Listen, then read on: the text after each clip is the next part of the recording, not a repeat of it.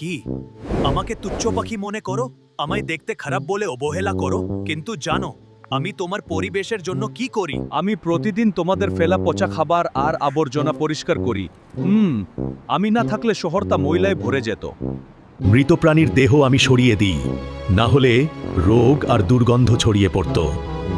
ক্ষতিকারক পোকা মাকড় খেয়ে আমি কৃষকদের সাহায্য করি, তাদের ফসল বাঁচে আমার জন্য।